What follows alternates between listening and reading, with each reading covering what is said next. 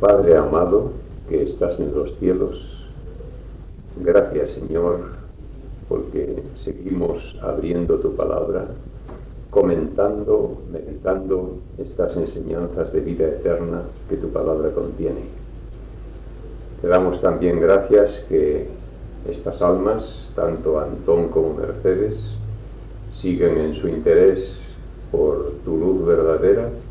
Te suplicamos, Señor, que ese anhelo de sinceridad que tienen para comprender tu verdad pueda ser correspondido con el encontrar una luz cada vez más potente y que vayan creciendo en este conocimiento maravilloso de todo lo que tú has revelado. Te suplicamos que nos guíes ahora para que al abrir tu palabra podamos seguir comprendiendo más y más, y que esta comprensión vaya también y corra parejas con una sinceridad de nuestra parte para poner en práctica lo que tú nos enseñas. Te lo pedimos con perdón de nuestros pecados, en el nombre de Jesús. Amén. Amén.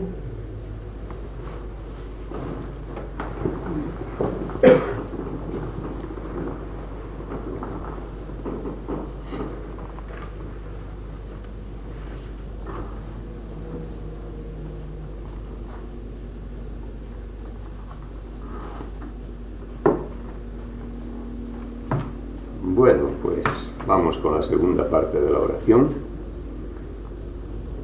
y vamos a buscar Santiago 5, Antón, y Hebreos 11, Mercedes.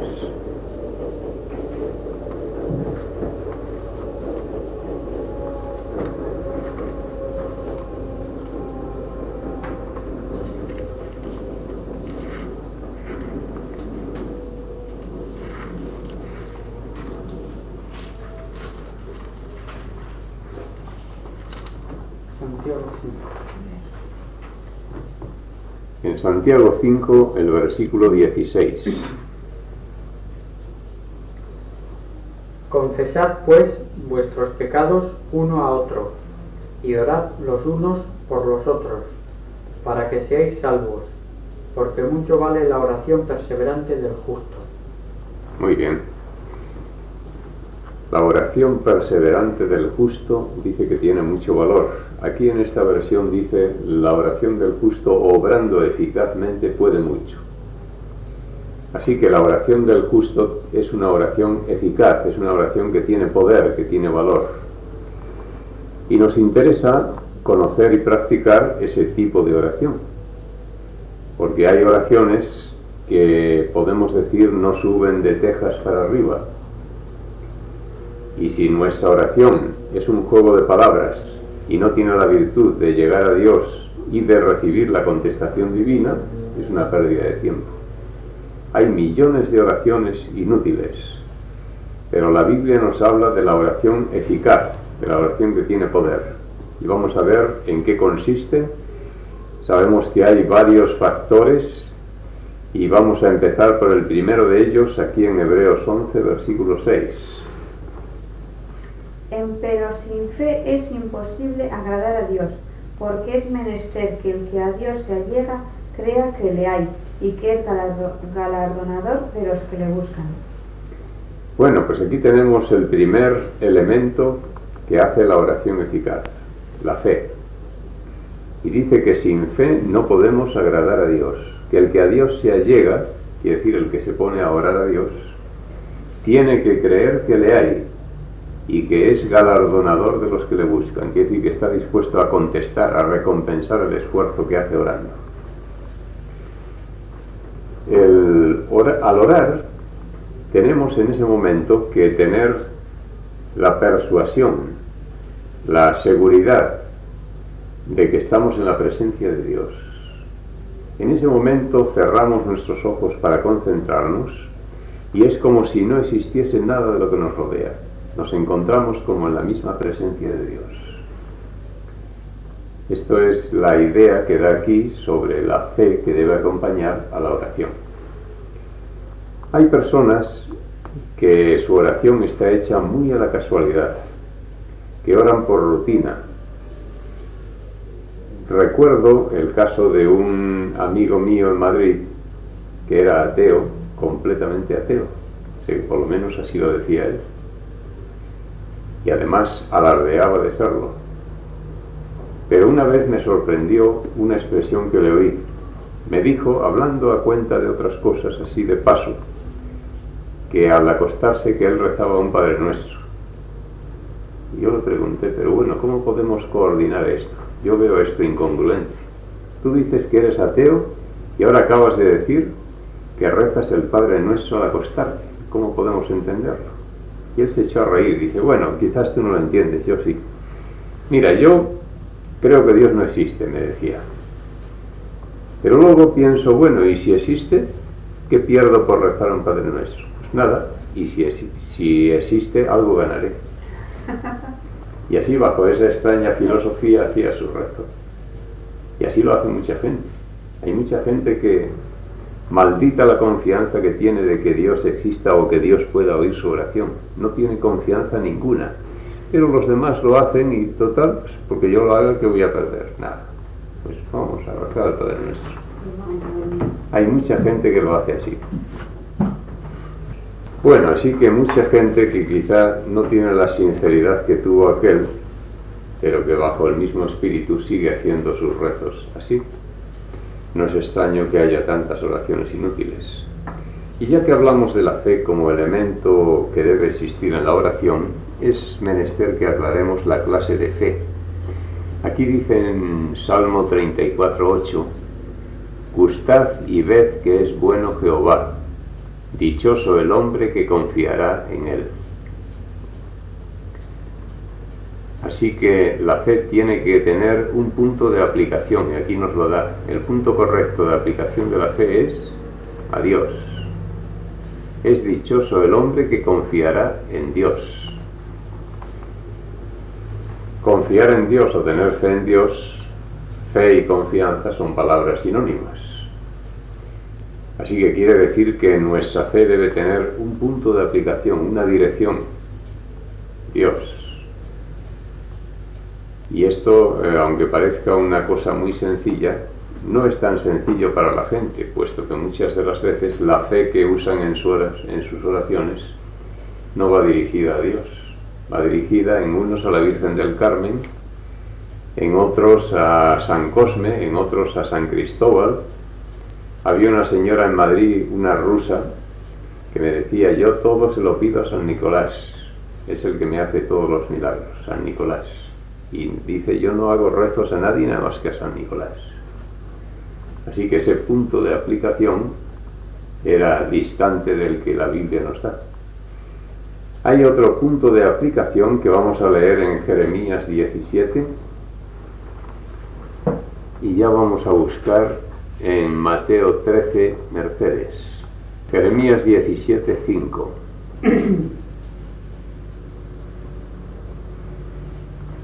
Esto dice el Señor: maldito sea el hombre que confía en el hombre y se apoya en un brazo de carne y aparta del Señor su corazón.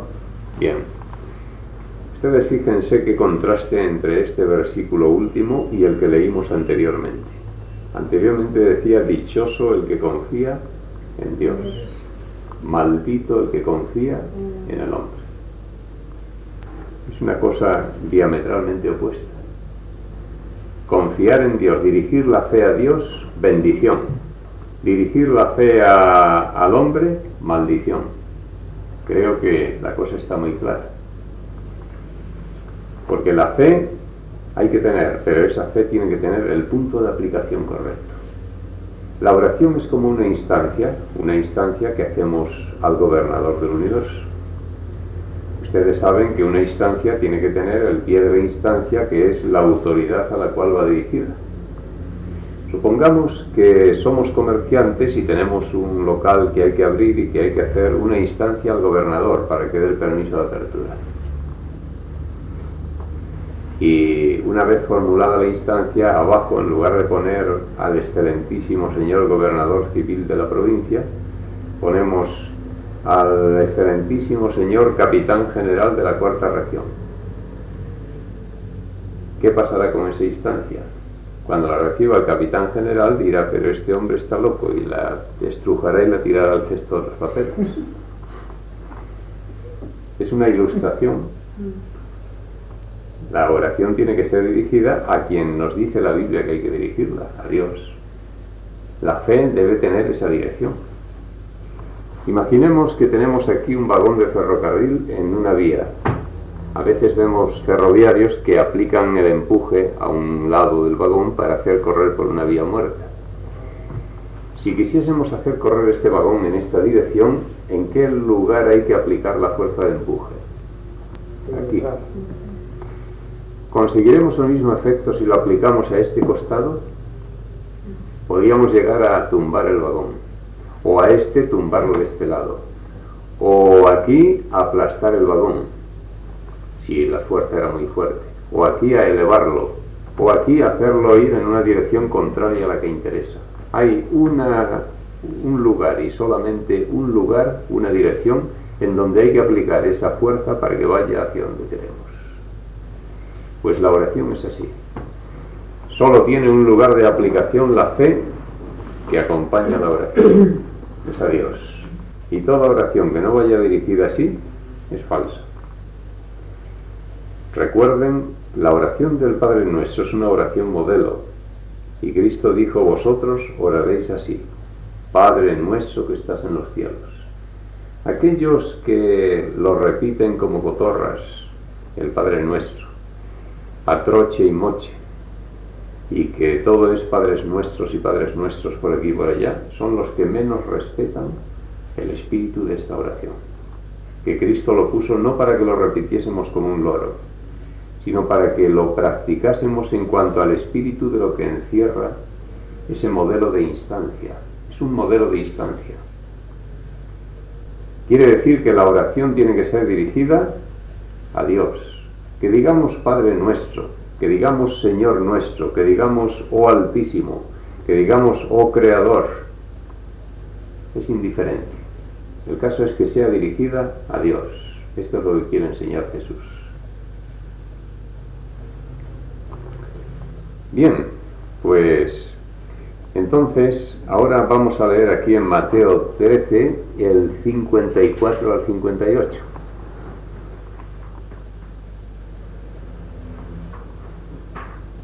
Y venido a su tierra, le enseñaba en la sinagoga de ellos, de tal manera que ellos estaban atónitos y decían, ¿de dónde tiene esta sabiduría y estas maravillas?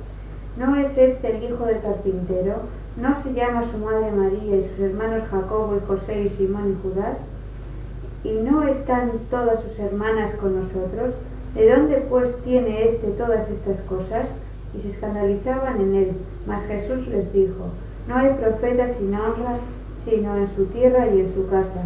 Y no hizo allí muchas maravillas a causa de la incredulidad de ellos. Bueno, aquí encontramos a Jesús que llega a Nazaret.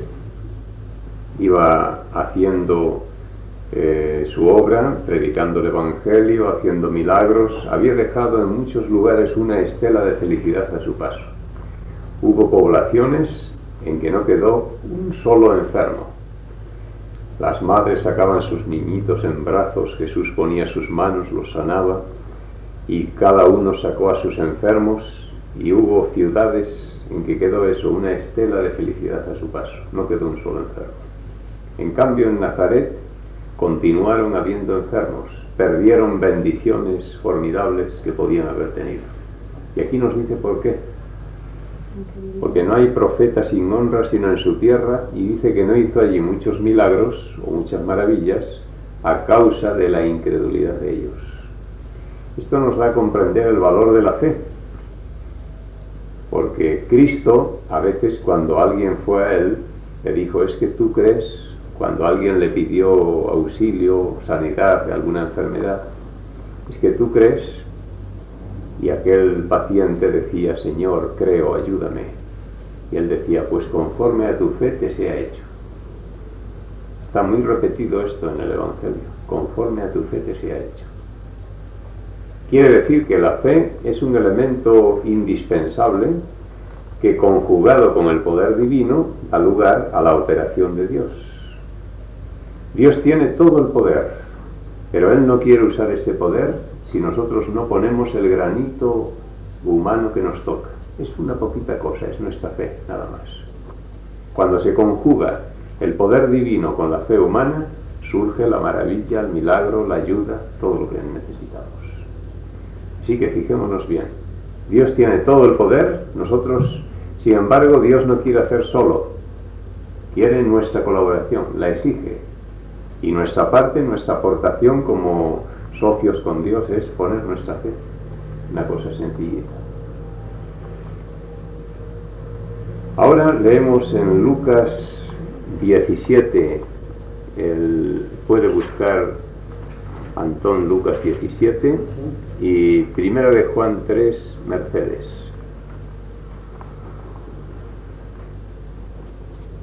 Lucas 17. Lucas 17, 5.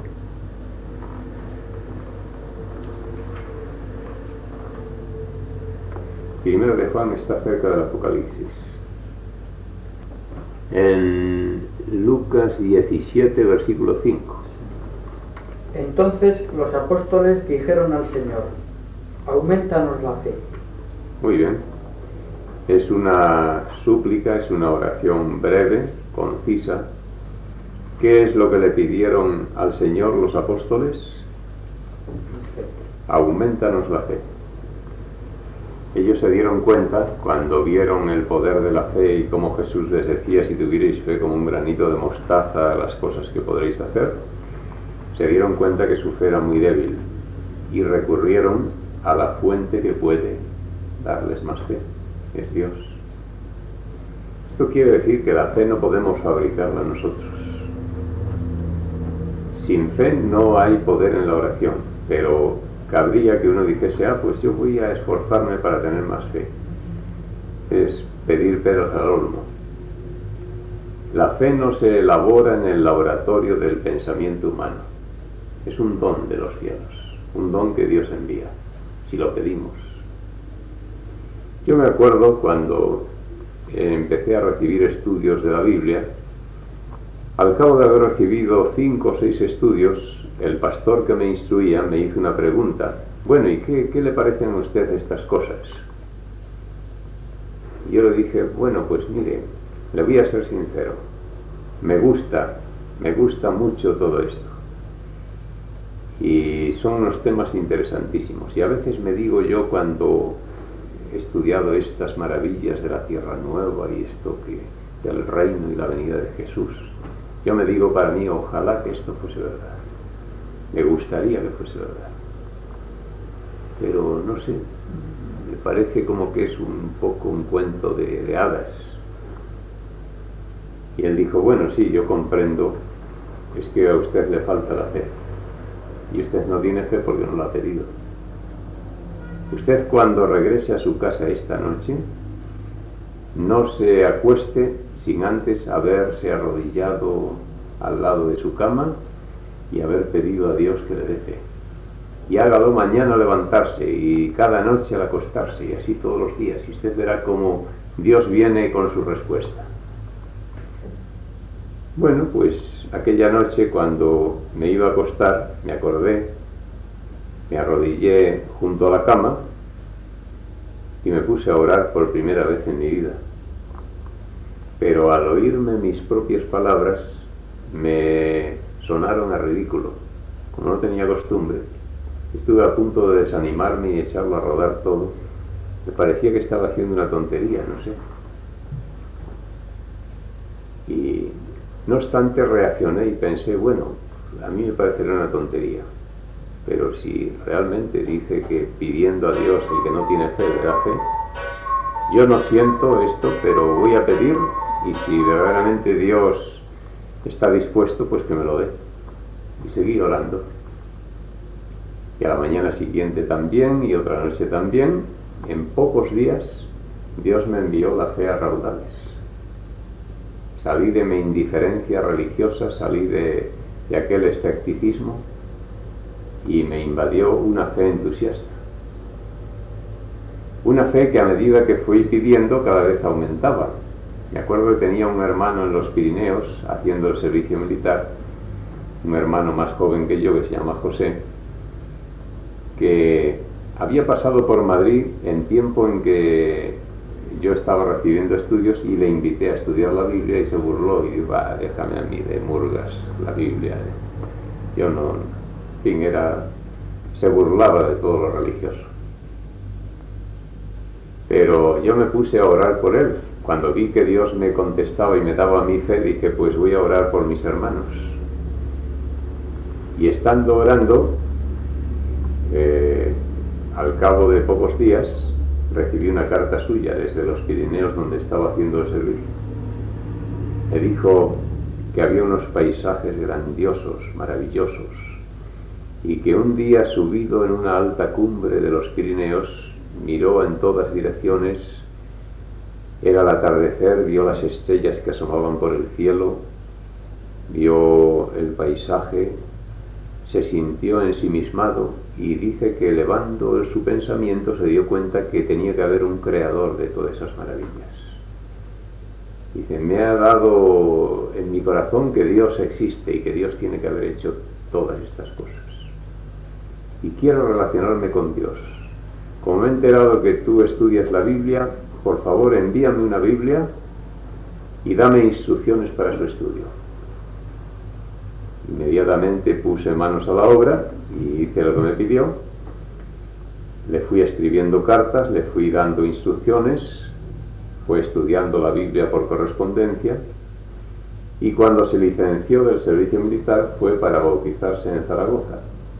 No solo él, se bautizó junto con él otro compañero de mili que había seguido los estudios junto con él. Ese otro compañero se llama Ángel Rodríguez, está en la iglesia de Valencia. Y mi hermano está en Madrid. Luego seguí orando por otro que se llama Antonio, que es el que ahora está en el Canadá. Ha estado de presidente en nuestra obra adventista en Italia y es pastor también. Pues entonces él también estaba en la total indiferencia. Y yo todos los días orando por él, todos los días orando. Y en un viaje, porque él se dedicaba a viajar artículos de piel, en uno de los viajes que vino a caer por Madrid, le hablé de la Biblia, y en otro viaje ya estaba más interesado y otro más. Cada viaje que venía estaba ya más volcado hacia la Biblia, hasta que se entregó totalmente a la Biblia. Así que a medida que he ido orando y he visto cómo Dios me ha ido contestando, mi fe se ha ido multiplicando más y más. Pues eso es lo que tenemos que hacer nosotros, todo eso lo hemos comentado. ¿Tienen familia también? Sí, por todos lados. Muy bien. Eso sí que va, eso como se consiga sí que van a hacer milagros. Pues ustedes oren fervientemente y hagan todo lo posible y escríbanles y en fin, y siempre que tengan ocasión de hablar con ellos hablen y verán cómo Dios contesta. Y con las amistades también hay que dar testimonio siempre, ¿no? Siempre que se puede, siempre de sí. todo. Hoy me han invitado a mí en un bar y soy a Willy, que hacía mucho tiempo que no iba a verle, en Baracaldo, estoy trabajando en toda la zona esta. Pues vamos a tomar algo. Claro, yo le iba a haber dicho, no toco, que no quiero entrar, vale, ni siquiera entrar, ya no hace falta. Pero he entrado y me he tomado un monstruo, ¿no? Oye, ¿no quieres? No, monstruo. Lo iba a haber explicado, pero lo he dicho, ya le explicaré.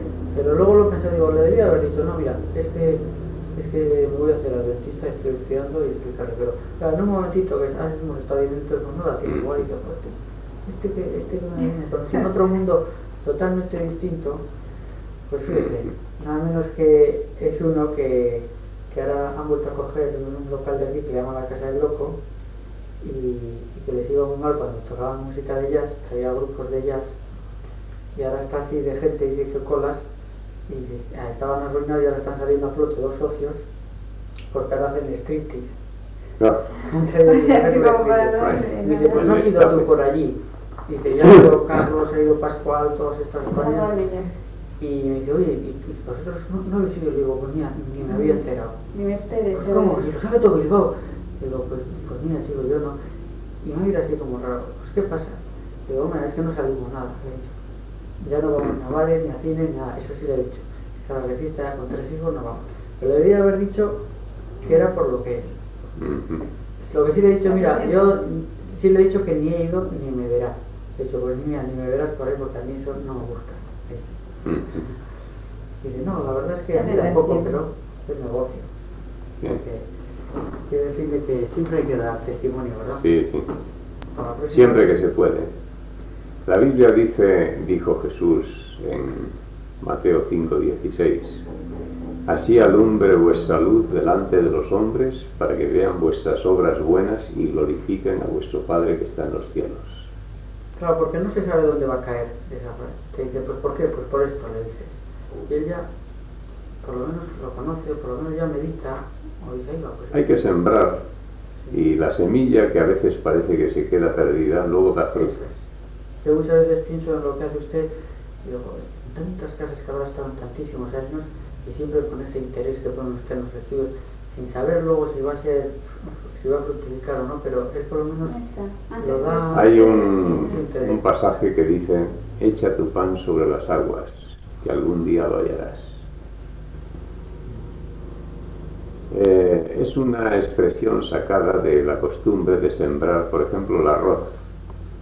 El arroz se echa al agua y las tierras están inundadas de agua y parece que se tira a perderse aquello y no se pierde. Esa semilla luego queda en el lodo, luego germina, luego sale el tallo, luego está el arroz y por eso dice, echa tu pan sobre las aguas que algún día lo hallarás.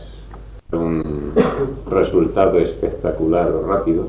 Hay personas que ya son trabajadas por el Espíritu Santo y que uno va sembrando y se les ve crecer en la fe, y hay otros que se desarrollan más lento y que cuesta trabajo. Algunos casi se pierde la esperanza de que dé algún resultado porque se les ve más indiferentes, pero me acuerdo íbamos a dar estudios a el pueblo de Beasain. Íbamos mi esposa y yo a darles estudios a un matrimonio joven. Este sábado los hemos tenido en casa, que quizás los vería usted en la capilla que fui a saludarles, cuando estaba hablando con usted en el recibidor y luego fui uno así grueso. Dijo, voy a saludar a... Sí. Bueno, pues este Pedro, este así grueso, que fui a saludar, es... y su esposa, que se llama Izaskun, es el matrimonio a los que dábamos estudios. Tuvo el placer de bautizar a los dos, pero no se crea que no fue un caso duro, porque ayer el sábado pasado estaban, que vinieron a comer a casa, y estaban después de comer hablando y decía, hay que ver los disgustos que les tenemos que haber dado a ustedes, cuánto nos ha pesado después. Porque íbamos un día a dar el estudio después de haber hecho 75 kilómetros y veíamos una nota en la puerta, nos hemos marchado. Se habían ido. Y otra vez dice, y un día ya nos fuimos hasta sin poner la nota. Ya a ver si se aburren y ya no vienen. Y nos hacíamos 75 kilómetros hacia allí, 75 aquí, 150 kilómetros y nos veníamos de vacío sin haber podido dar el estudio. Pero nunca les dijeron que no iban a seguir, que no... No, el caso es que había vacilaciones. Por un lado les gustaba, por otro a veces, bueno, ¿y por qué no dejamos ya esto? Pero bueno, yo no entiendo una cosa. Si ya han quedado y ya saben que van a ir, lo que no entiendo es pues que les hubieran llamado, que nos vamos de paseo, que nos apetece más, pero no hacerles ir en parte. Es que había en ellos una lucha. Es más, hubo un momento en que él me escribió diciendo que lo dejaba todo, pero que ella quería seguir. Pues nos dijo en la carta, ustedes pueden venir y darle estudios a mi esposa, yo no me meto en esto, pero yo no quiero seguir.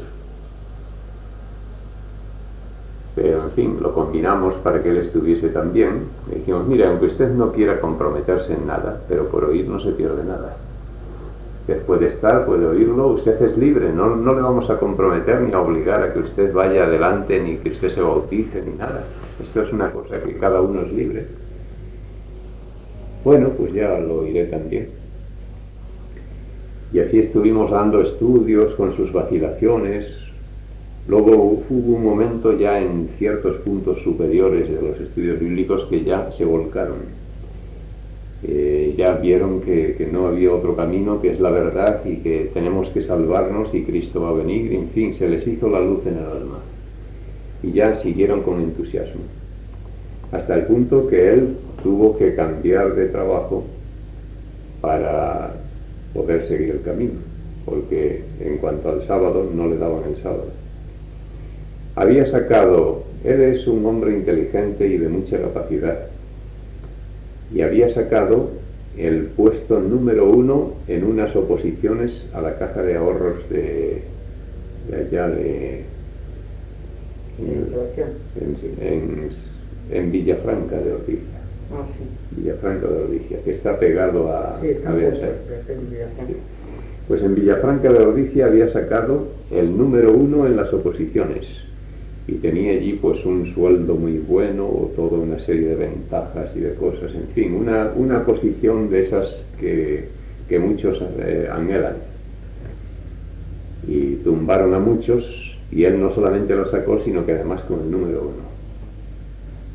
Pues en esto que llegó el momento en que comprendió que la verdad estaba aquí, que le entró la fe con todo su poder, y dijo, pues lo siento mucho, pero si no me dan el sábado yo me voy. Y se buscó otro trabajo porque no le daban el sábado.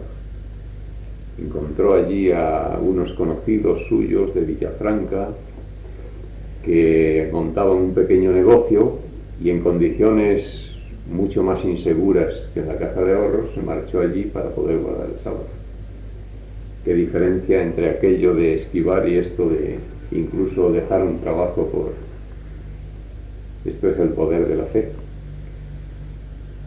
Y así fueron. Además se pusieron los padres en contra. Los padres se pusieron furiosos contra ellos, les hicieron unas escenas por eso de cambiar de religión. Un hermano de él es sacerdote, es fraile, me parece, sí, fraile, no sé si es cura o fraile, pero además tiene un cargo en Deusto, en publicaciones de libros católicos, ocupa un cargo importante. Tiene además carrera, aparte del sacerdocio, tiene cierta carrera, no me acuerdo ahora que ha estudiado en Deusto. Y claro, toda la familia de ella y la familia de él, muy beatos, todos en contra, llevándose las manos a la cabeza, tuvieron una lucha tremenda, les hicieron el vacío, sus padres. ¿Y son vascos? Sí. ¿Vascos por el nombre? Sí. ¿Y son de ahí, de Villafranca de Oria o de Beasain? Pues ella es de Villafranca de Ordicia. Bueno, Villafranca de Ordicia es Villafranca de Oria, ¿verdad? Era de Oria, es de Ordicia. Lo que pasa es que el nombre correcto es Ordicia, y estuvo llamándose de Oria hasta ahora, hace poco, que han rectificado y han puesto Ordicia. Ah, sí, sí. Bueno, el pueblo antiguamente se llamaba solamente Ordicia, y luego le pusieron de nombre Villafranca de Oria. Pero Oria era una degeneración. Sí. Y ahora lo han recuperado, han vindicado el nombre correcto y le han puesto Ordicia. Villafranca de Ordicia. Pues él debe ser también de por ahí, de esa zona. Ella es de Villafranca, desde luego. Y ahora pues nada, están entusiasmados. El trabajo de estos socios falló, empezó a irse a pique porque eran malos administradores, sacaban más de lo que se ganaba, eran un poco manirrotos. Y aunque se esforzó en llevar la administración lo mejor posible y les puso muchas veces entre la espada y la pared para que moderasen no consiguió sacar carrera de ellos, y el negocio pues se fue a pique. Y entonces unos hermanos en la fe que tenemos en Zaragoza, que son chatarreros, que tienen una fuerte industria de chatarra, le ofrecieron un trabajo como administrador allí. Él es perito mercantil, y tiene también, ha estudiado, no sé qué otros títulos tiene, de turismo, no sé qué, sí. Bueno, el caso es que se fue allí, le ofrecieron trabajo y allí está trabajando. O sea que viven en Zaragoza. Viven en Zaragoza. ¿Vinieron este sábado? Y este sábado vinieron. Hacía meses que no los había visto. Y después de comer sentados así de sobremesa, pues empezaron a recordar los tiempos de los estudios. Dijeron, pues, desde luego, no comprendemos la paciencia que tuvieron ustedes con nosotros. Y nos acordamos de esto. Por eso la Biblia dice, echa tu pan sobre las aguas, que algún día lo hallarás. Cuando estábamos en Zaragoza había una señora que vivía en Ejea de los Caballeros, a 80 kilómetros de Zaragoza. Le íbamos a dar estudios y a veces pues llegábamos después de haber hecho 80 kilómetros de Zaragoza y decían sus hijos, se ha ido a la peluquería. Y casos así. Sin embargo, esa señora llegó a bautizarse y es una señora fiel miembro de nuestra iglesia de Zaragoza. Pilar Sarasa se llama. En unos casos hay entusiasmo ya desde el principio, en otros hay vacilaciones, pero hay que sembrar. Y aun en lo que parece de menos promisorio, a veces hay fruto. Pero aquí en Bilbao, en el ambiente este que hemos estado nosotros, eso tiene que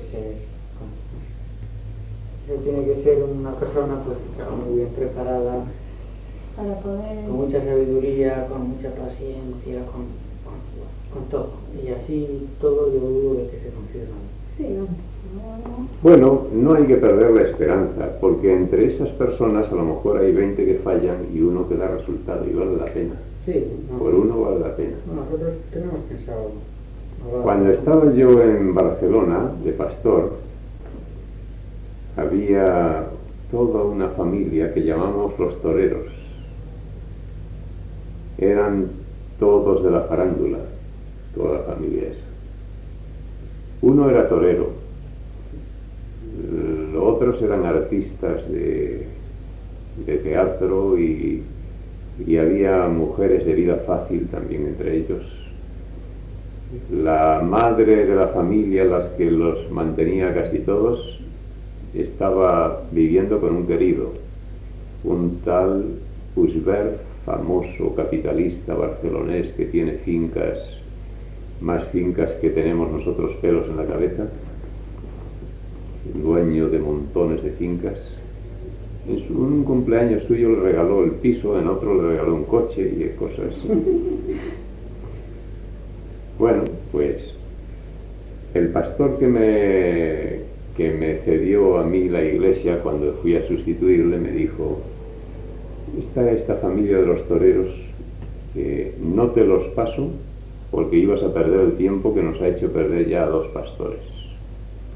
Ya 2 pastores hemos perdido meses dando estudios y viven del cuento y están en una situación que es perder el tiempo. Así que este estudio no te lo paso. Lo cancelo y ya está. Y dije, no, pues si no hay resultado y ya han probado varios, pues nada. Pero todo esto que al cabo de unas semanas viene esa Consuelo Bravo, se llama, la que vivía con ese querido, y dice, ay, pastor Luis Bueno, estábamos deseando que llegase usted para que venga a darnos estudios. Bueno, pues nada, dar estudios bíblicos, no le iba a decir que no. De manera que yo, eso sí, me propuse una cosa, dije, aquí ya han dado estudios 2 pastores. Uno de los pastores fue mi hermano Antonio. Dije, pues ahora yo voy a seguir una táctica distinta. A estos no los voy a tratar con amabilidad, los voy a tratar a palo duro. A ver si se sale algo y si revientan, que revienten, y si no, pues... A veces es una táctica, yo se lo hago con los clientes. Sí.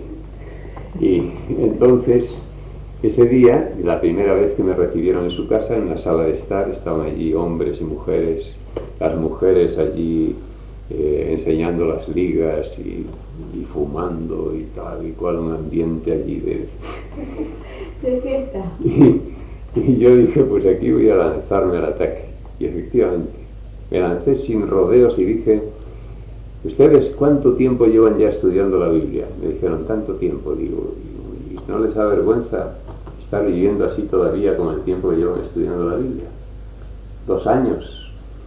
Y ustedes siguen ahí fumando y se quedaron serios. Pues es verdad que tiene razón. Digo, lo primero que tienen que hacer ya desde este momento es tirar todo el tabaco que tienen. Y uno dice, pues creo que debemos hacerlo. Y cogió y recogió las cajetillas de todo. Tome, llévaselas en un paquete como recuerdo. Y dice, va, pues muy bien, las voy a guardar, le voy a poner el nombre y la fecha en que ustedes dejan el tabaco, como un trofeo. Y ya hicimos el estudio y aquello fue a más y mejor. Y allí se bautizaron un montón de personas. Y Consuelo Bravo, la última, también se ha bautizado, rompió con el querido y se ya está acaba la bautizado. mina de oro. Y bauticé allí a un verdadero montón de personas, a casi todos. Una clase de personas que vivían en el escándalo, pues en aquel tiempo, que era allá por el año 1960, hace ya 16 años, me contaban que allí entraban entre 50 y 60 mil pesetas al mes y que al llegar el día 20 estaban ya desfiados. Debían en todas las tiendas y por todos los sitios. No les llegaba ni al día 20 la paga. Y juntaban allí 50 o 60 mil pesetas, que sería un dinero que ahora valdrían pues 120.000 o menos, como ha subido la vida desde entonces. Pues no les llegaba al día 20. Porque vivían del cuento, por ejemplo, allí ponerse a cocinar, a hablar. Llamaban a un restaurante que por ahí se llamaba La Puñalada. Y nosotros telefoneamos a La Puñalada a la hora de comer y nos traen los camareros la comida. Y cosas así parecidas. Bueno, pues aquello era de, si cabe decir que uno se descorazona por ver que no se va a hacer nada, aquello era el cuadro más desesperante como para obtener resultados. Y sin embargo los hubo. Tuvo la suerte de que a la tercera fue la vencida, el tercer pastor consiguió algo. Pero ahora, ¿qué se sabe de ellos? ¿Han perseverado Sí, sí. esa conciencia? Sí, Y perfectamente. El año pasado que fui a casar a unos jóvenes allí a la iglesia de Barcelona, porque aunque ya no soy de aquella iglesia, a veces quedan ciertos lazos afectivos. Hay jóvenes a los que yo he bautizado y que llega la hora de casarse y quieren que sea yo el que intervenga en la ceremonia de casamiento. Y me llamaron y fui. Y entonces saludé a Consuelo Bravo y a varios de su familia y perseveran en el buen camino. Bueno, nos hemos desviado un poquito, hemos hecho una miscelánea, pero va bien hablar un poco de todo. Hemos leído el último, Lucas 17:5, que hemos visto la fe como elemento de valor para la oración. Así que si no tenemos fe, ¿qué hay que hacer? Hay que pedirla. No podemos fabricarla. Yo no la tenía, la pedí y Dios me la dio. Y así ha hecho con todos. Y en la medida en que pedimos, así recibiremos. Y pasamos a otro elemento que tenemos aquí en 1 de Juan 3:22.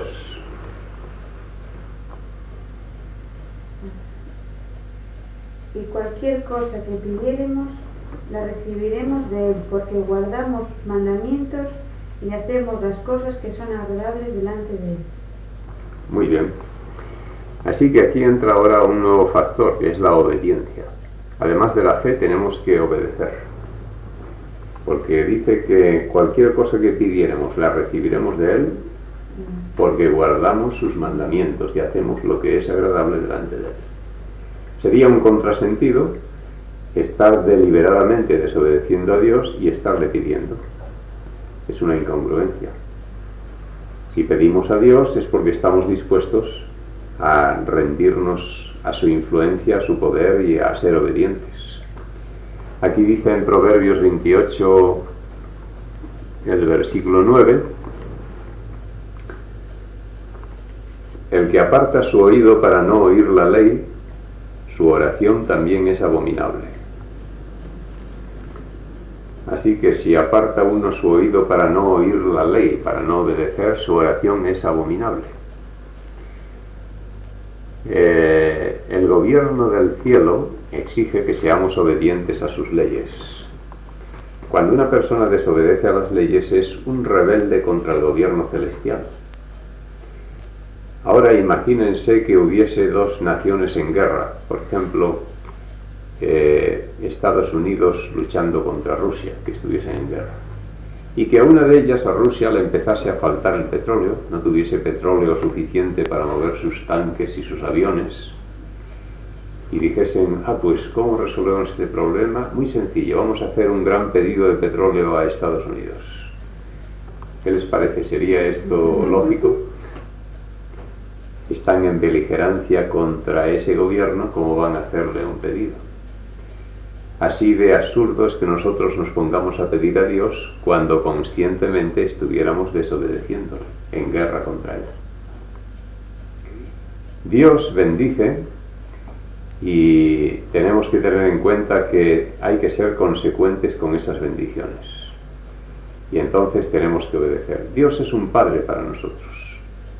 Imagínense ustedes un padre multimillonario que tiene hijos y que nunca negó satisfacer cualquier capricho de ellos o cualquier necesidad. Un día iba un hijo y le decía a su padre, tengo necesidad de 50.000 pesetas. Y el padre decía, bueno, pues toma un cheque. Firmaba el cheque, 50.000 pesetas. Y los hijos siempre obtuvieron de su padre todo lo que pidieron. Pero un día este padre se entera de que uno de sus hijos no anda por buen camino y le llama al orden. Y cuando este hijo va un día a pedirle algo, le dice, mira, me he enterado de que tú no vas bien y estás haciendo tal y tal cosa. Y he tomado respecto a ti una determinación. Y es que hasta que tú no rectifiques tu camino y andes como Dios manda, no te daré ni un céntimo más. Este padre, al tomar esta determinación, ¿es que ama menos a su hijo? No, está tratando sencillamente de que enderece su camino torcido, porque sabe que todo dinero que cayese en sus manos por esa mala senda sería para mal. Y por esto le niega de momento una cosa hasta que él rectifique. Así es como Dios espera atento a nuestras necesidades y nos dará mucho mayores bendiciones si somos obedientes. Así que la oración tiene este factor también esencial. Y ya que tenemos ahí Primera de Juan, vamos a pasar ahora al capítulo 5. Y en Romanos capítulo 8, Antón. Romanos es de las primeras epístolas, Sí. Capítulo 8. El 8, sí. Versículo. En Primera de Juan 5 vamos a leer el 14 y el 15. Y esta es la confianza que tenemos en Él, que si demandáremos alguna cosa conforme a su voluntad, Él nos oye. Y si sabemos que Él nos oye en cualquiera cosa que demandáremos, sabemos que tendremos las peticiones que le hubiéramos demandado. Bueno, entonces aquí dice que tenemos esta confianza en Dios, que si lo que pedimos, o sea, lo que demandamos, está de acuerdo a su voluntad, Él nos oye. Y si Él nos oye, Él nos contesta. Pero para que Él nos oiga tiene que ser que lo que le pedimos esté en armonía con la voluntad de Dios. Porque es que hay peticiones a veces que son dispares respecto a la voluntad de Dios. Por ejemplo, yo recuerdo un hombre que había aquí en Bilbao, que hablando yo de religión, hace ya un montón de años, me dijo, yo también tengo fe, no se crea, y rezo a Dios. ¿Y sabe usted ahora por qué estoy rezando? Pues mire, yo juego una cantidad fuerte en la lotería y le pido a Dios para que me dé suerte a ver si me toca el gordo. Y le aseguro que como me tocase el gordo me iba a dar la gran vida, porque yo he trabajado ya y he luchado bastante. Me iba a dedicar a viajar por toda Europa, iba a probar todos los placeres y diversiones, Hasta en la ruleta en Monte Carlo iba a jugar, como los grandes. Este hombre estaba pidiendo a Dios que le diese suerte para una vida disipada de placeres, de vicios. Esa oración no está conforme a la voluntad de Dios. Me acuerdo el caso de otro hombre en Barcelona que él me decía que rezaba a Dios para que Dios quitase la vida a su esposa, porque estaba separado judicialmente de la esposa, vivían aparte cada uno en su casa. Pero esto no le daba derecho a casarse con otra y había echado el ojo a otra mujer, y mientras viviese su antigua esposa él no podía casarse. Y así rezaba a Dios para ver si le quitaba la vida a su antigua esposa. Bueno, que les pase eso, pero que recen es lo que no quieren. Pues así es. Y el caso contrario era en Madrid una señora que decía que ella estaba rezando para que Dios se llevase a su esposo porque no le trataba bien. Y otros casos son, por ejemplo, en una guerra, cuando Francia estaba en guerra contra Alemania, del lado francés había creyentes que elevaban sus preces para que les diese la victoria a las armas francesas. Y del lado alemán estaban los que elevaban sus oraciones para que Dios diese la victoria a las armas alemanas. Menudo problemita para Dios dar la victoria a los dos. Sí, pero eso por lo menos era en cuestión de guerra. Pero cuando rezan dos arzobispos, eso todavía tiene más miga. Porque en la hoja de lunes de hoy, no sé si habrá visto la noticia que el arzobispo de Granada estuvo rezando. Esto es verídico porque se lo puedo enseñar la noticia. Es que no la ha leído, ¿no? ¿O No he leído nada. Pues mire, se la voy a traer porque viene muy bien. Para que vea que ese que rezaba para que la mujer, por lo menos rezaba con una lógica, o según la de él, ¿no? Pero, y el arzobispo de Granada y Tarancón, el arzobispo de Madrid, rezando por cosas distintas, uno para que gane el Granada, el equipo de fútbol, y se mantuviera en primera división, y otro para que gane el Real Madrid, gane la Liga, ¿qué? Caramba. Esto Vaya obispos más ligueros que tenemos. En la sección de deportes, ¿no? Yo hoy lo leí. Seguro, además. Estará por aquí. En un diario deportivo se publicó una noticia según la cual, con motivo del trascendental encuentro último de la Liga entre el Granada y el Madrid, el arzobispo granadino pidió por la victoria del equipo local, aunque ya hizo la salvedad de que posiblemente también Tarancón habrá hecho lo mismo para que gane el Madrid. Pues si así fue, tuvieron más fuerza las oraciones de Tarancón, que ganó por 1-0. El arzobispo de Granada ha hecho unas declaraciones a un diario deportivo diciendo: yo ya he puesto de mi parte todo lo posible rezando para que el Granada gane. Fue un partido muy importante porque si no ganaba se iba a segunda división el Granada, y de hecho se ha ido, porque ganó el Madrid. Ya dice aquí que Tarancón tuvo más fuerza. O sea, así que los obispos ahí enfrentados en fútbol. O sea que, y estos casos ha habido más, Sí, esto de fútbol. Yo me acuerdo también de haber leído desde niño noticias en que el obispo de una ciudad rezaba para que gane el equipo de ese sitio. Bueno, pues ahora vamos a leer. Bueno, no hemos terminado de comentar este 1 de Juan 5, 14 y 15, sí, que es el que hemos leído, que dice que tenemos que pedir a Dios conforme a su voluntad. Así que pedir a Dios conforme a su voluntad es naturalmente no pedir esas tonterías, pedir cosas serias. Y creo que en cosas serias hay mucho para pedir, en cosas nobles, buenas, serias.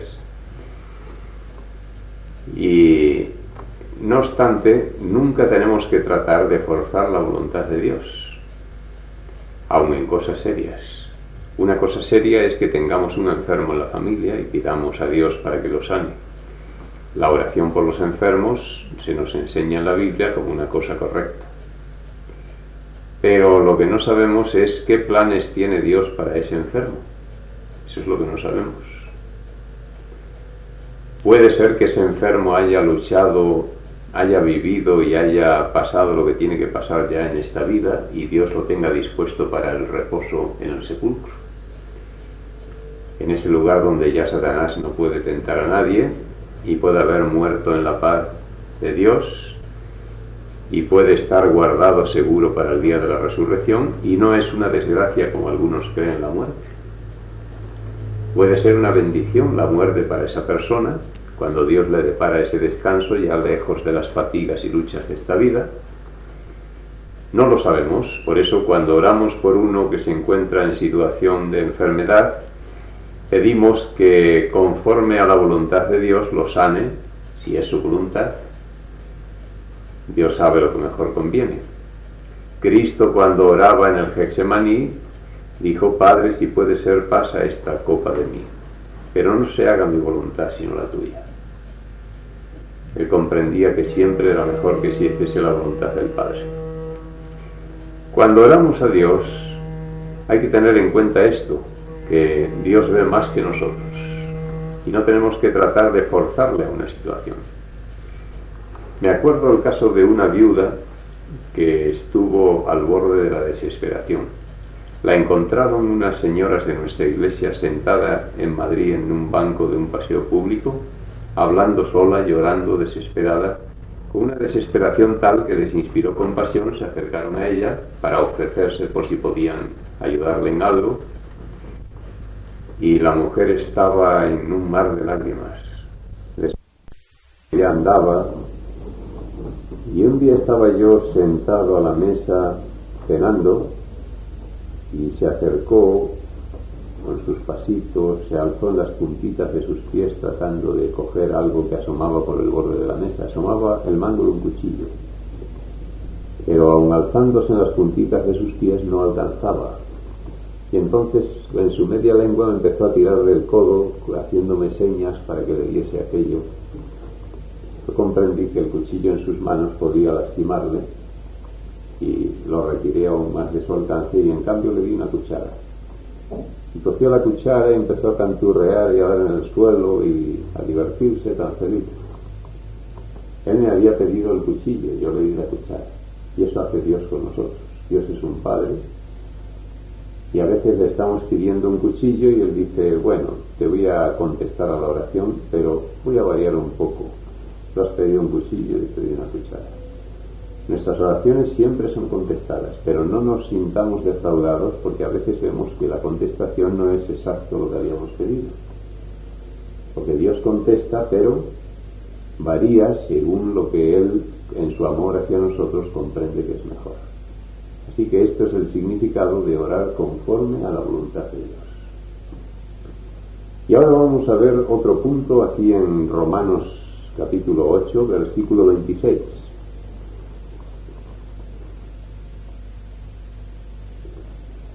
Y además el Espíritu ayuda a nuestra flaqueza, pues no sabiendo qué hemos de pedir en nuestras oraciones, ni cómo conviene, el mismo Espíritu hace nuestras peticiones con gemidos que son inexplicables.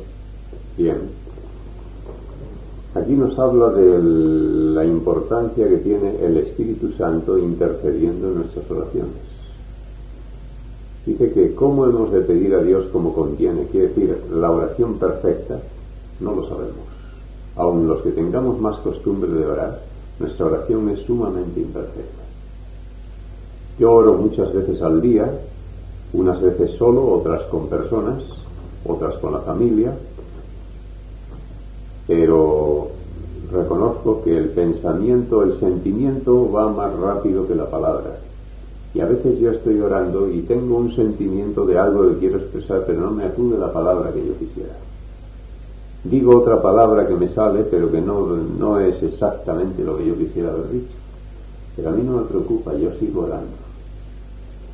Yo sé que aunque mi oración gramaticalmente es imperfecta, hay uno que la está rectificando, la está enderezando y la está elevando al cielo. Es el Espíritu Santo, como dice aquí, que pide a Dios con gemidos inexplicables.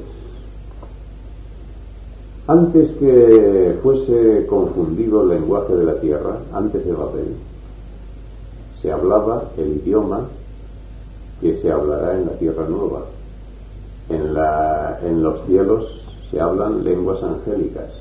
Pero aquí nosotros, como perdimos aquel idioma, unos hablamos en castellano, otros en inglés, otros en ruso, otros en chino, y así cada uno hacemos las oraciones en el idioma que tenemos usual. Pero la oración que sube a Dios no es en ese idioma, es en el idioma angélico, en el idioma perfecto. El Espíritu dice aquí que pide a Dios por nosotros con gemidos inexplicables, quiere decir, en un lenguaje que si lo oyésemos no lo entenderíamos. Diríamos, ¿esto es chino o ruso o japonés o qué es esto? No entenderíamos ese lenguaje. El Espíritu está elevando a Dios nuestras oraciones en el lenguaje perfecto. Por eso a mí no me preocupa si al orar no me acude la palabra perfecta, porque en lo que el Espíritu traduce no son nuestras palabras, es los sentimientos del que está orando. Como mis sentimientos son sinceros y yo hago todo lo que puedo, sé que Dios recibe mi oración perfecta por ese ministerio del Espíritu Santo. Y claro, esto también nos sugiere una idea. Como el Espíritu Santo lo que traduce y eleva a Dios en nuestra oración no es lo que hablamos sino lo que sentimos cuando estamos orando, ¿qué pasa si nuestra oración es rutinaria, como ocurre con los que rezan esas oraciones estereotipadas, aprendidas de memoria, que se repiten como un papagayo una vez y otra vez, y que como ya llegan a ser tan rutinarias permiten a la mente estar ociosa pensando en otras cosas? Por ejemplo, uno puede estar diciendo Padre, esas oraciones así de carretilla, y estar pensando en las tinieblas o en cualquier otra cosa. Y ahí, ¿qué va a traducir el Espíritu Santo? No, te reza el rosario, ¿no? Exactamente. Un pastorero, además. Sí. La gente está diciendo. ¿Qué puede entonces traducir el Espíritu Santo de las tinieblas y de todas esas cosas que se están pensando? Nada, es absurdo. Y ahora que habla usted del rosario, vamos a ver lo que dice del rosario Jesús. Vamos a leer aquí Mercedes en Mateo 6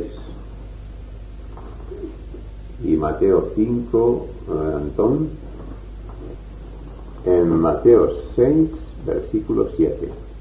Y orando no seáis prolijos como los gentiles, que piensan que por su parlería serán oídos. Muy bien. Esto es lo que dijo Jesús. Orando no seáis prolijos, largos en palabras, como los gentiles que piensan que por su parlería, por su juego de muchas y muchas palabras, serán oídos. Para algunas personas creen que el mérito de la oración consiste en palabras y palabras. Eso es el rosario. Parece como que éste hubiese que rendir a Dios cansándole por aburrimiento para que pueda contestar, a base de palabras y palabras y palabras. El rosario es así.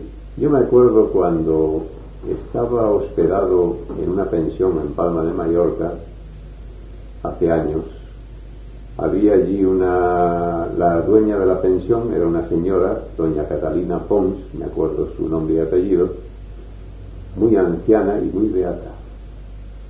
Ella tenía 2 criadas que le hacían todo lo de la casa y estaba sentada en un sillón, ella allí pasando el rosario casi todo el día. Su habitación daba la ventana a un patio y la ventana de mi habitación daba al mismo patio, y por eso estaba yo, mientras estaba allí en mi habitación, estaba oyendo el ruido del moscardón, aquel del rosario. Pero lo que más me sorprendía es que de vez en cuando ella paraba súbitamente su rosario para dar órdenes a las criadas. Estaba así rezando y de pronto decía: Juana, ¿has echado los ajos? Y cosas así. Y yo pensaba, esta señora, ¿en qué está pensando mientras pasa el rosario? En la compra, en el pan, en los ajos. Sí, es una rutina. ¿Qué puede traducir ahí el Espíritu Santo? Y esto es normal en todos los que hacen el rosario. Iba yo una vez viajando y iba sentado en el asiento de enfrente del mismo departamento de tren, una monjita joven con su padre. En cierto momento esa monjita joven sacó su devocionario lo abrió y yo noté que iba haciendo sus rezos porque de vez en cuando levantaba la vista y movía los labios muy deprisa. Y volvía a mirar y levantaba la cabeza y sus rezos. Pero me sorprendió porque su padre, que estaba sentado a su lado, se acercó al oído de ella y le empezó a hablar algo. Ella sin parar de mover los labios en sus rezos, pero al mismo tiempo acercando el oído a su padre y sonriendo y haciendo así con la cabeza. O sea, se estaba enterando de todo lo que su padre decía, pero seguía con sus labios mueve que mueve y rezando. Yo, como observador, pues claro, me extrañaba aquello de, o sea, esta monjita se está enterando de todo lo que le dice su padre, porque asiente con la cabeza, le sonríe, pero al mismo tiempo está rezando. Es imposible que esté prestando atención a lo que reza si está prestando atención a su padre. Esto es corriente.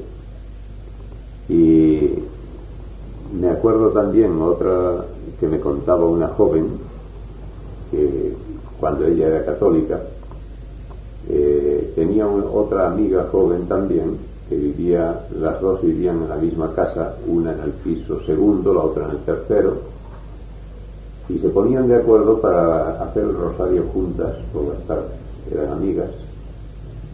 Y me contaba, dice, una tarde me viene a llamar mi amiga y dice, oye, que hoy nos toca en mi casa, ¿bajarás? Sí, ya bajaré. Bueno, pues bajó, sentaron en la salita de estar y le dijo a su amiga, oye, ¿sabes que en la radio hay en el serial una novela muy bonita? La vamos a poner mientras pasamos el rosario. La ponían y estaban allí pasando el rosario y leyendo toda la novela. Ahora, la culpa la tienen los propios sacerdotes. ¿Por qué? Porque ponen la oración como penitencia, como castigo. Y uno que se ha confesado dice, pues en penitencia tienes que rezar 20 Padres Nuestros. Y este hombre toma carrerilla y se lanza y termina en menos de lo que canta un gallo. Y como han puesto la oración por castigo, pues cuanto antes se termine mejor. En lugar de comprender que la oración es un privilegio, es hablar a Dios como con un amigo. Pero un Padre Nuestro para nosotros hacer 7 Padres Nuestros que le mandado o 20. Yo me acordaba de que hasta acabar enteros. Claro, es una rutina. Y de momento, de lo malo, han mandado un Padre Nuestro, que es al Padre. Pero si es como aquella señora San Nicolás de lo malo, según el decreto de santo. Pero la que sigue rezando a San Cristóbal, que ahora resulta que ya no es tanto, efectivamente, han quitado 300 santos, ¿sabes tú esto que no han sido tan santos? Es un desastre. Pues sí. Así que esos rezos son rutinarios, tienen que caer en la rutina. Se parecen un poco a los de aquellos hindúes que tienen la máquina de la oración. Son hasta cierto punto más astutos que los católicos. Hay cierta religión entre los hindúes, no me acuerdo ahora su nombre, pero que tienen un tambor de oración. Hay un grupo de creyentes alrededor de ese tambor de oración. Ese tambor tiene escritas oraciones en su lateral y hay uno que debajo con una manivela lo hace girar. Y así, por ejemplo, supónganse que nosotros estamos en ese círculo y ahora el tambor viene el rezo por aquí, nosotros lo miramos, luego pasa por ahí, lo ven otros y con mirar ya están. Ese es el rosario de ellos. Cuando pasa el rezo lo miramos y ya está. Es más cómodo que el rosario. Ahí no hay que abrir la boca. Pero en fin, ni una cosa ni otra sirven para nada. Son rutinas. Cuando el hombre se aparta de la palabra de Dios cae en esos absurdos. La oración tiene que ser abrir el corazón a Dios. No importa lo incorrecta que sea desde el punto de vista gramatical. Aunque sean 2 palabras, 3 palabras, pero que salgan del corazón, es lo que Dios quiere. La Biblia nos presenta el caso de un publicano que oraba a Dios y le dijo, Dios, sé propicio a mi pecador. Y en cambio había un fariseo que hizo una oración ampulosa y Cristo contestó que La del publicano fue recibida en los cielos y la del fariseo fue rechazada. Y el publicano no oraba nada más que así: Dios, sé propicio a mi pecador. No supo decir otra cosa. Se presentó como pecador, pidió a Dios misericordia y ayuda, y ahí está, una oración perfecta. La oración no necesita tener un juego de palabras, es abrir el corazón y decir a Dios lo que se siente en nuestro lenguaje, en nuestras palabras. Bueno, pues ahora leemos en Mateo 5, el 23 y 24. Por tanto, si al tiempo de presentar tu ofrenda en el altar, allí te acuerdas de que tu hermano tiene alguna queja contra ti, deja allí mismo tu ofrenda delante del altar y ve primero a reconciliarte con tu hermano, y después vuelve a presentar tu ofrenda. Bien. Luego entonces, cuando vamos a presentar a Dios ante el altar la ofrenda y la oración es un equivalente,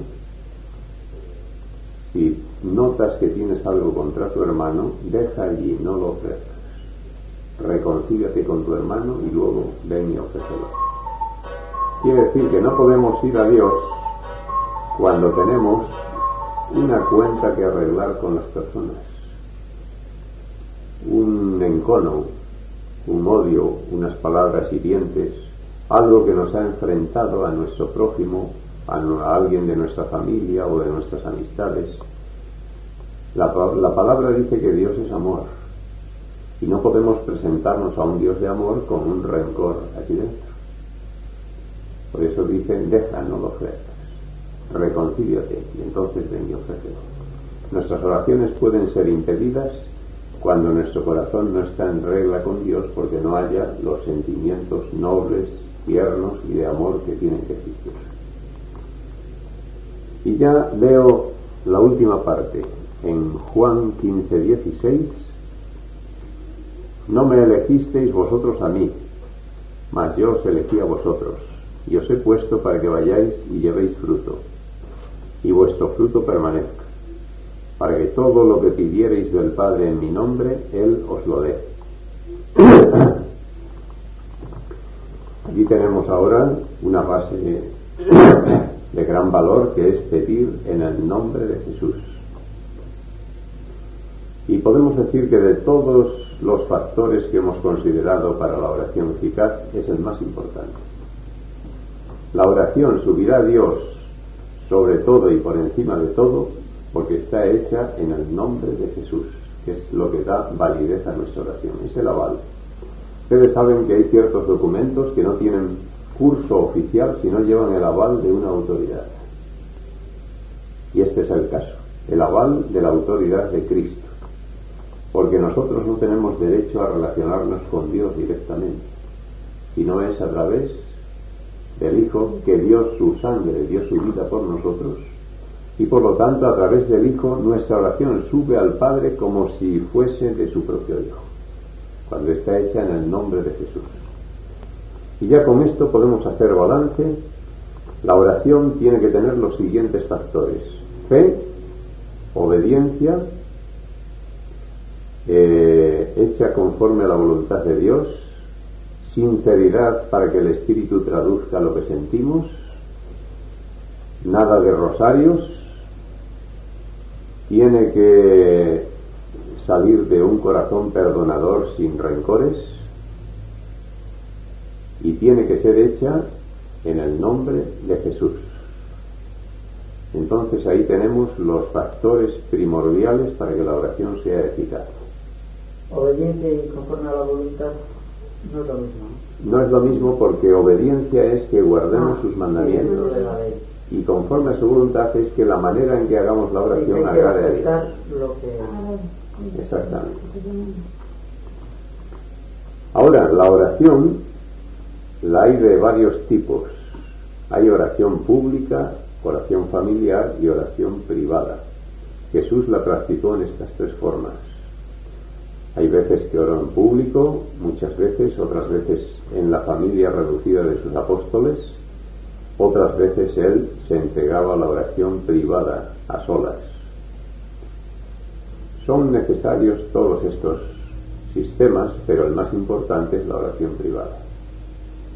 Debemos practicar la oración con los demás creyentes en público, en la iglesia, debemos practicarla en la familia, pero no debemos olvidar que la oración privada es insustituible. Tanto es que Jesús, que oraba mucho con todos y con sus apóstoles, antes de retirarse al descanso, subía a la montaña con sus discípulos y les decía: quedaos aquí. Y retirándose de ellos como a un tiro de piedra, se arrodillaba y derramaba allí su alma ante el Padre Celestial en oración.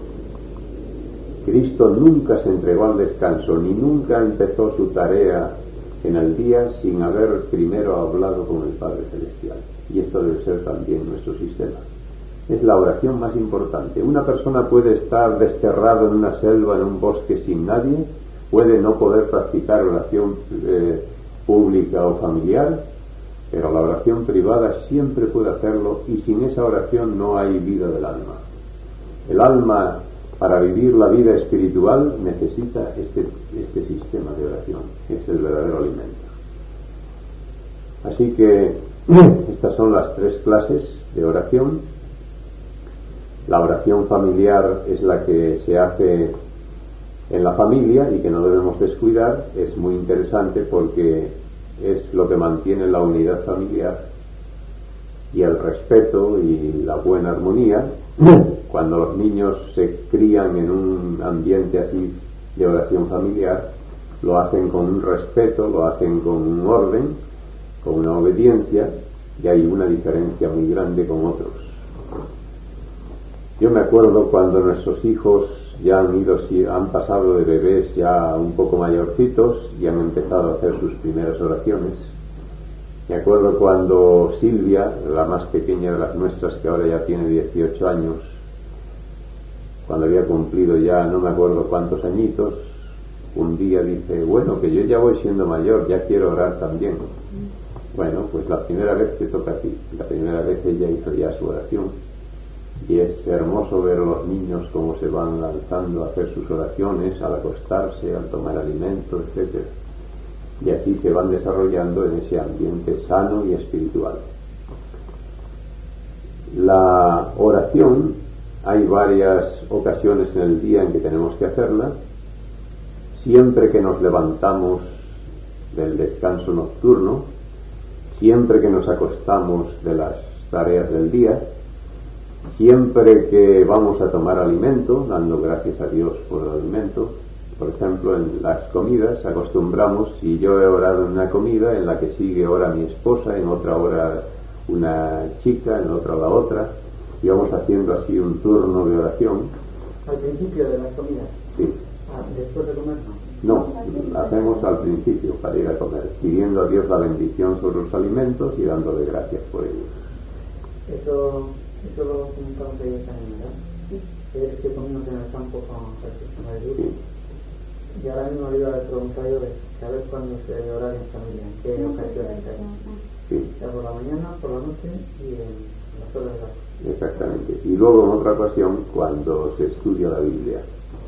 Es un alimento también, alimento espiritual, y si la estudiamos sin oración podría hacernos más mal que bien, porque Satanás puede estar al acecho para dar interpretaciones falsas, y él sabe usar la escritura. A Jesús le tentó con la Biblia, le dijo: escrito está, échate abajo, escrito está. Varias veces usó el escrito está.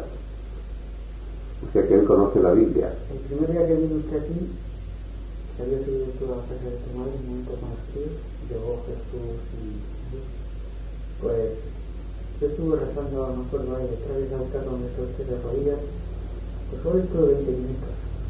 Porque para mí, sí, mucho, bueno, pensando muchas cosas, pero hablando con Dios, ¿no? Y me acuerdo que recé tanto porque, como me imaginaba que iba a ser una cosa totalmente distinta a la vida que estábamos llevando hasta ahora, pues me imaginé, no le conocía ni me lo imaginaba ni nada, pero sabía que tenía que ser una cosa pues muy importante en mi vida, ¿no? Y estuve en la rezar y estuve después ya me senté, esperar, estaba con nervioso, bueno, a las 5 horas, esperar hasta que llegue, ¿no? Y ya leyendo la Biblia hasta que llegó. Y al sábado siguiente Sin embargo, que había venido de la fábrica muy tarde, ya como a las 3:30 o a las 4, pues te acuerdas que me puse a repasar lo del sábado anterior y por si acaso había alguna pregunta con el manito cómodo. Pero nada, me senté después de comer y todo lo tenía al revés. Y nada, estuve montado trayendo esto nada. Acuerdo de esto, nada.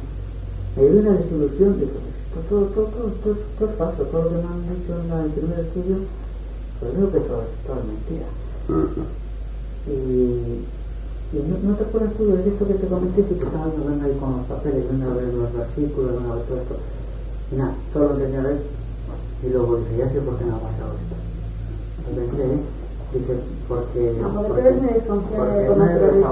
No, desconfiado no, que me gusta llegar a la verdad y entenderlo por mí mismo, no porque me digan, hazte adventista o hazte tal, no, me gusta cuando estoy convencido.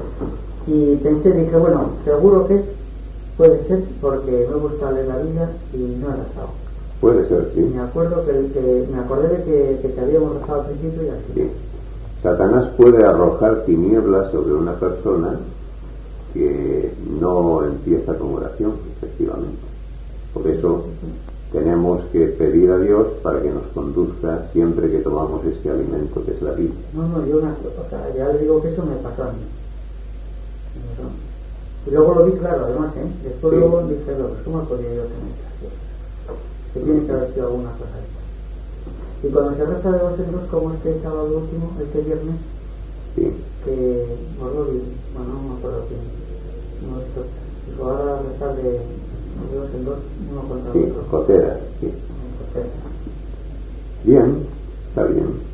Es una manera para que oren más, porque cuando se hace uno y toda la congregación asiente, pues da lugar en el tiempo a que oren 4, 5, 6, 10 o lo más. Y así, en cambio, orando por parejas, oran prácticamente todos. Bueno, pues entonces ya comprendemos las ocasiones en que hay que orar, esas ocasiones fijas, diríamos, al acostarse, al levantarse, al comer, al estudiar la Biblia, y luego puede haber otras ocasiones eventuales, porque vamos a salir de viaje, porque hay alguien enfermo, por problemas, por multitud de cosas. Estas son las ocasiones fijas y luego puede haber otras necesarias. Al orar acostumbramos a cerrar los ojos, no porque esto sea un precepto.